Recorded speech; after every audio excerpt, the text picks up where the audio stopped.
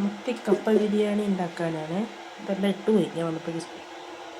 മത്തി കുഞ്ഞൻ മത്തി കപ്പയിൽ ഉപ്പും മഞ്ഞളും ഇട്ടിട്ടുണ്ട്. ഇഞ്ചി, പച്ചമുളക്, വെളുത്തുള്ളി എന്നിവ ഇടിച്ച് ചതച്ച് ചേർത്തും ഉപ്പും ഇട്ടിട്ട് കപ്പയിൽ നികത്ത് വെള്ളം ഒഴിച്ചിട്ട് വേവിക്കാൻ വെക്കാൻ പോവാണ്.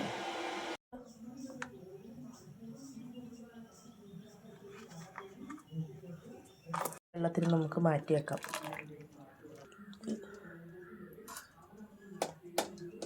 മത്തി എടുത്തിടാം.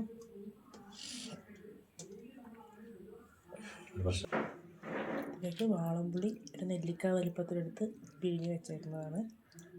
അതുകൂടി അങ്ങോട്ട് ചേർക്കാം. ആവി വന്ന ശേഷം ഒരു വിസിൽ വരുത്തുക. വന്ന ശേഷം എടുത്തിട്ട് ഇതിൽ നിന്ന് മുള്ള് മാറ്റണം.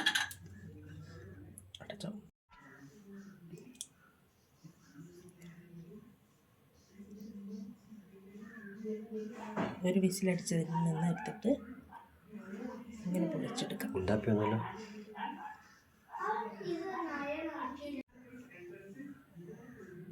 ഒരു വിസിൽ വന്ന മത്തിന്ന് എടുത്തിട്ട് മുള്ള് പൊളിച്ച് മാറ്റാം. മുള്ള് കടിക്കുമ്പോൾ ഒരു തൊണ്ടയിൽ തടയുന്ന പോലെ ഫീൽ ചെയ്യും. അതുകൊണ്ട് മുള്ള് മാറ്റിയിട്ട് അതിനകത്തേക്ക് ഇടാം. കറിവേപ്പിലയും കുരുമുളക് ഇട്ടിട്ട് ഒതുക്കി വെച്ച തേങ്ങയും കൂടി അതിലേക്ക് ചേർത്തിട്ട് നന്നായി ഒന്ന് ഇളക്കിയെടുക്കാം. ഇതിൻ്റെ ഉള്ളിൽ കണ്ടോ അല്പം വെള്ളമുണ്ട്. ഇനി അത് വറ്റി അടി പിടിക്കാത്ത പാകത്തിന് കുക്കറിൻ്റെ അടപ്പിടണ്ട. സാധാരണ അടപ്പ് വെച്ചൊന്ന് മൂടി സിമ്മിൽ തീയിട്ടിട്ട് കുറച്ച് നേരം നമുക്ക് അടുപ്പത്ത് വെക്കണം.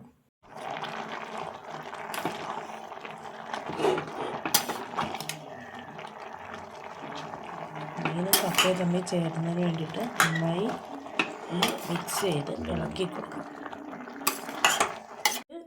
കുറച്ച് പച്ച വെളിച്ചെണ്ണ ഒഴിക്കുക.